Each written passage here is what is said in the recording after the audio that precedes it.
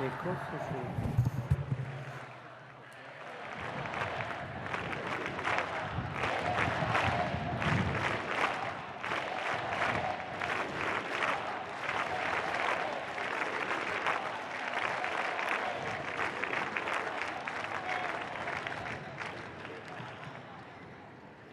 Queridos hermanos y hermanas, buen día.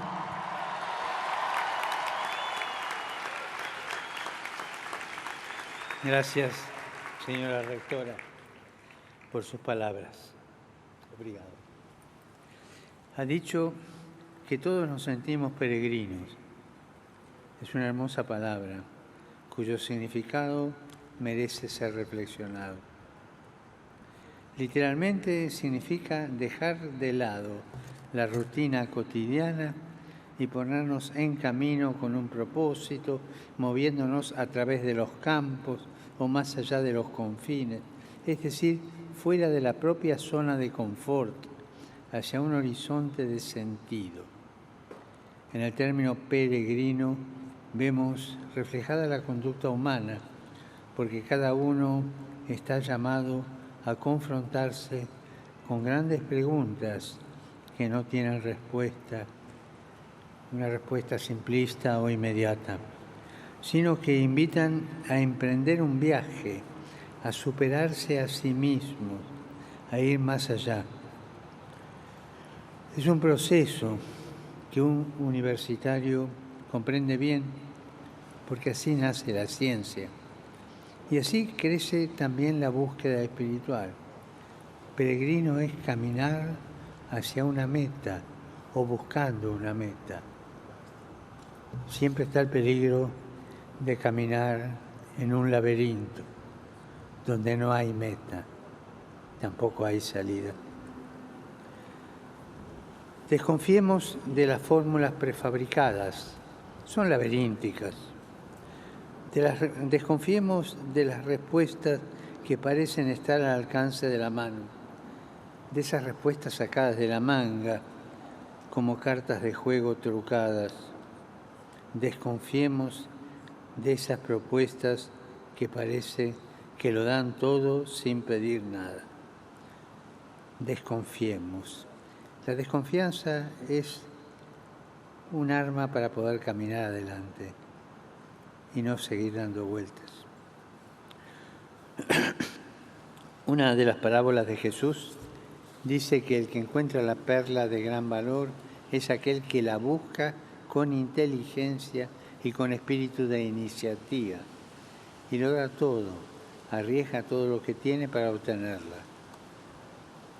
Buscar y arriesgar, estos son los dos verbos del peregrino, buscar y arriesgar. Pessoa dijo de un modo atribulado pero acertado que estar insatisfecho es ser hombre. No debemos tener miedo de sentirnos inquietos, de pensar que lo que hemos hecho no basta. Estar insatisfechos en este sentido y en su justa medida es un buen antídoto contra la presunción de autosuficiencia y contra el narcisismo. El carácter incompleto define nuestra condición de buscadores y peregrinos. Como dice Jesús, estamos en el mundo, pero no somos del mundo. Estamos caminando hacia. Estamos llamados a algo más, a un despegue sin el cual no hay vuelo. No nos alarmemos entonces si nos encontramos interiormente sedientos, inquietos, incompletos, deseosos de sentido y de futuro, con saudade do futuro. Y aquí, junto a la saudade del futuro, no se olviden mantener viva esa memoria del futuro. No estamos enfermos, estamos vivos. Preocupémonos más bien cuando estamos dispuestos a sustituir el camino a recorrer por el detenernos en cualquier oasis, aunque esa comunidad sea un espejismo. Cuando sustituimos los rostros por las pantallas, lo real por lo virtual, cuando en lugar de las preguntas que desgarran, preferimos las respuestas fáciles que anestesian. Y la podemos encontrar en cualquier manual de trato social, de cómo comportarse bien. Las respuestas fáciles anestesian. Amigos, permítanme decirles, busquen y arriesguen, busquen y arriesguen. En este momento histórico, los desafíos son enormes, los quejidos son dolorosos. Estamos viendo una tercera guerra mundial a pedacitos, pero abrazamos el riesgo de pensar que no estamos en una agonía, sino en un parto. No en el final, sino al comienzo de un gran espectáculo. Y hace falta coraje para pensar esto. Sean, por lo tanto, protagonistas de una nueva coreografía que coloque en el centro a la persona humana. Sean coreógrafos de la danza de la vida. Las palabras de la señora rectora han sido inspiradoras para mí, en particular cuando ha dicho que la universidad no existe para preservarse como institución, sino para responder con valentía a los desafíos del presente y del futuro. La autopreservación es una tentación, es un reflejo condicionado del miedo que hace mirar la existencia de un modo distorsionado. Si las semillas se preservaran a sí mismas, desperdiciarían completamente su potencia generadora y nos condenarían al hambre. Si los inviernos se preservaran a sí mismos, no existiría la maravilla de la primavera. Tengan, por tanto, la valentía de sustituir los miedos por los sueños. Sustituyan los miedos por los sueños. No sean administradores de miedos. No sean administradores de miedos, sino emprendedores de sueños. Sería un desperdicio pensar en una universidad comprometida en formar a las nuevas generaciones solo para perpetuar el actual sistema elitista y desigual del mundo, en el que la instrucción superior es un privilegio para unos pocos. Si el conocimiento no es acogido como responsabilidad, se vuelve estéril. Si el que ha recibido una instrucción superior, que hoy en Portugal y en el mundo sigue siendo un privilegio, no se esfuerza por restituir algo de aquello con lo que ha sido beneficiado, en el fondo no ha comprendido lo que se le ha ofrecido. Me gusta pensar que en el Génesis las primeras preguntas que Dios hace al hombre son: ¿dónde estás? ¿Y dónde está tu hermano? Nos hará bien preguntarnos: ¿dónde estoy? ¿Estoy encerrado en mi burbuja o corro el riesgo de salir de mis seguridades para ser un cristiano practicante, un artesano de la justicia, un artesano de la belleza? Y también, ¿dónde está mi hermano? Experiencias de servicio fraterno como la de Mission au Pays y tantas otras que nacen en el ámbito académico deberían ser consideradas indispensables para quien pasa por la universidad. El título de estudio, en efecto, no puede ser visto solo como una licencia para construir el bienestar personal, no, sino como un mandato para dedicarse a una sociedad más justa, una sociedad más inclusiva, es decir, más desarrollada. Me han dicho que una de vuestras grandes poetisas, Sofía de Mello, Brennan Andersen, en una entrevista que es una especie de testamento a la pregunta ¿qué le gustaría haber realizado en Portugal en este nuevo siglo?, respondió sin vacilar: me gustaría que se realizase la justicia social, la disminución de las diferencias entre ricos y pobres. Les remito a ustedes esta pregunta. Ustedes, queridos estudiantes, peregrinos del saber. ¿Qué quisieran ver realizado en Portugal y en el mundo? ¿Qué cambios, qué transformación y de qué manera la universidad, sobre todo la católica, puede contribuir a esto? Beatriz, Maor, Mariana, Tomás, les agradezco sus testimonios. Tenían todo un tono de esperanza, una carga de entusiasmo realista. No había en ellos quejas ni tampoco ilusorias fugas hasta adelante. Ustedes quieren ser protagonistas del cambio. Como ha dicho Mariana, escuchándolos he pensado en una frase que tal vez les es familiar, del escritor José de Almada Negreiros. Soñé con un país donde todos llegaban a maestros. También este anciano que les habla, pues ya estoy viejo, sueña que vuestra generación sea una generación de maestros. Maestros en humanidad, maestros en compasión, maestros en nuevas oportunidades para el planeta y sus habitantes, maestros de esperanza y maestros que defiendan la vida del planeta amenazada en este momento por una grave destrucción ecológica.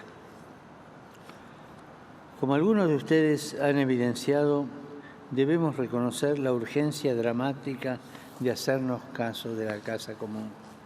Sin embargo, esto no se puede hacer sin una conversión del corazón y un cambio en la visión antropológica que está en la base de la economía y de la política. No nos podemos conformar con simples medidas paliativas o con compromisos tímidos y ambiguos. En este caso, los términos medios son solo una pequeña demora en el derrumbe. No olviden esto. Los términos medios son solo una pequeña demora en el derrumbe. Se trata más bien de hacerse cargo de lo que lamentablemente sigue siendo postergado, es decir, la necesidad de redefinir lo que llamamos progreso y evolución, porque en nombre del progreso se ha abierto el camino a una gran regresión. Estudien bien esto que les digo. En nombre del progreso se ha abierto un camino hacia una gran regresión. Ustedes son la generación que puede vencer este desafío y tienen todos los instrumentos científicos y tecnológicos más avanzados, pero por favor no caigan en la trampa de visiones parciales. No olviden que necesitamos de una ecología integral. Necesitamos escuchar el sufrimiento del planeta junto al de los pobres.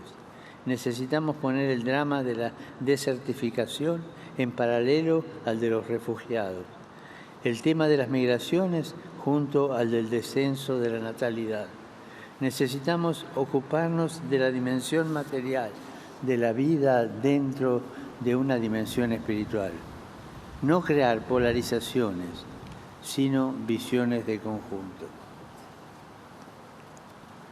Gracias, Tomás, por haber dicho que no es posible una auténtica ecología integral sin Dios, que no puede haber futuro en un mundo sin Dios. Quisiera decirles que hagan creíble la fe a través de las decisiones, porque si la fe no genera estilos de vida convincentes, si no hace fermentar la masa del mundo, no basta con que un cristiano esté convencido. Debe ser convincente. Nuestras acciones están llamadas a reflejar la belleza, a la vez alegre y radical, del Evangelio. Además, el cristianismo no puede plantearse como una fortaleza rodeada de muros que alza sus bastiones frente al mundo. Por eso me pareció muy incisivo el testimonio de Beatriz cuando dijo que precisamente partiendo del ámbito de la cultura, se siente llamada a vivir las bienaventuranzas. En cada época, una de las tareas más importantes de los cristianos es recuperar el sentido de la encarnación. Sin la encarnación, el cristianismo se convierte en una ideología. Y la tentación de las ideologías cristianas, entre comillas, es muy actual. Es la encarnación la que nos permite asombrarnos por la belleza que Cristo revela a través de cada hermano y hermana, de cada hombre y mujer. Y a este propósito, es interesante que la nueva cátedra dedicada a la economía de Francisco, ustedes hayan unido la figura de Clara. En efecto, la contribución femenina es indispensable. En el inconsciente colectivo, ¿cuántas veces está pensar que las mujeres son de segunda? Son suplentes, no juegan de titulares. Y eso existe en el inconsciente colectivo. La contribución femenina es indispensable. Por lo demás, en la Biblia se ve cómo la economía de la familia está en buena parte en manos de la mujer. Ella, con su sabiduría, es la verdadera regenta de la casa, que no tiene como objetivo exclusivamente el beneficio, sino el cuidado, la convivencia, el bienestar físico y espiritual de todos. Y además, el poder compartir con los pobres y los forasteros. Y es apasionante comprender los estudios económicos desde esta perspectiva, con la intención de restituir a la economía la dignidad que le corresponde para que no esté en manos del mercado salvaje y de la especulación. La iniciativa del Pacto Educativo Global y los 7 principios que establecen su arquitectura incluyen muchos de estos temas, desde el cuidado de la casa común hasta la plena participación de las mujeres para llegar a la necesidad de encontrar nuevos modos de entender la economía, la política, el desarrollo y el progreso. Los invito a estudiar el Pacto Educativo Global, a apasionarse por él. Uno de los puntos que trata es el de la educación en la acogida y la inclusión. Y no podemos fingir no haber oído las palabras de Jesús en el capítulo 25 de Mateo. Estaba de paso y me alojaron. He seguido con emoción el testimonio de Maor, cuando he evocado lo que significa vivir con el sentimiento constante de la falta de un hogar, de una familia, de unos amigos. De haber quedado sin casa, sin universidad, sin dinero, cansada y exhausta y abatida por el dolor y las pérdidas. Nos ha dicho que recuperó la esperanza, porque algunos creyeron en el impacto transformador de la cultura del encuentro. Cada vez que alguien practica un gesto de hospitalidad, provoca una transformación. Amigos, estoy muy contento de verlos como una comunidad educativa viva, abierta a la realidad y consciente de que el Evangelio no es un mero adorno, sino que anima las partes y el conjunto. Sé que vuestro itinerario comprende distintos ámbitos: el estudio, la amistad, el servicio social, la responsabilidad civil y política, el cuidado de la casa común y las expresiones artísticas. Ser una universidad católica quiere decir sobre todo esto, que cada elemento está en relación con el todo y que el todo se encuentra en las partes. De este modo, mientras se adquieren las competencias científicas, se madura como persona en el conocimiento de sí mismo y en el discernimiento del propio camino. camino sí, laberinto no. Entonces, adelante. Una tradición medieval cuenta que cuando los peregrinos del Camino de Santiago se cruzaban, uno saludaba al otro exclamando Ultreia y el otro respondía El Suseia.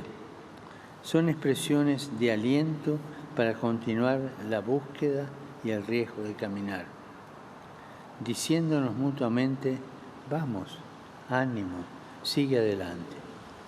Y esto es lo que yo también deseo para todos ustedes con todo mi corazón. Gracias.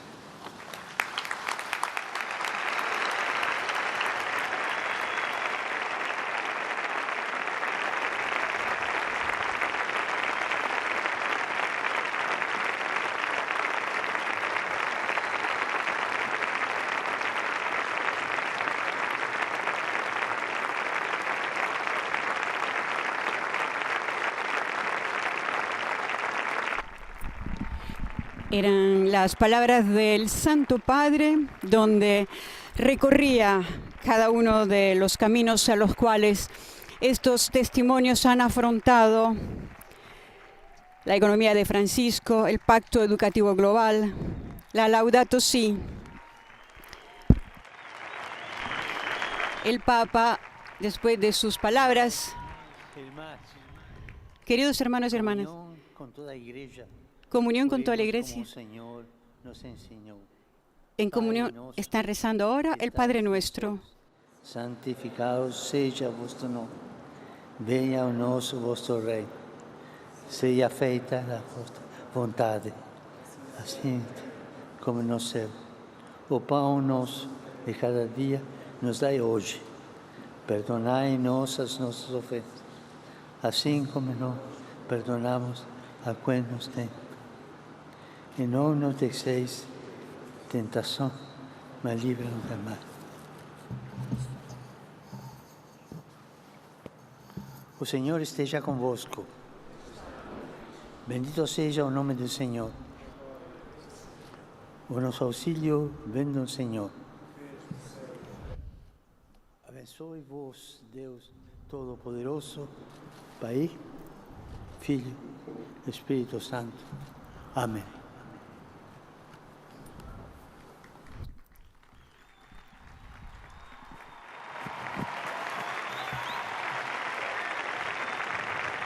Después del Padre Nuestro rezado por el Pontífice y su bendición apostólica, a continuación una pieza musical que acompañará este momento, en el cual el Pontífice, antes de dejar la universidad, bendecirá la primera piedra del Campus Veritatis, como lo decía la rectora del campus, un nuevo espacio que ayudará a la universidad en la creación y la continuación de su misión.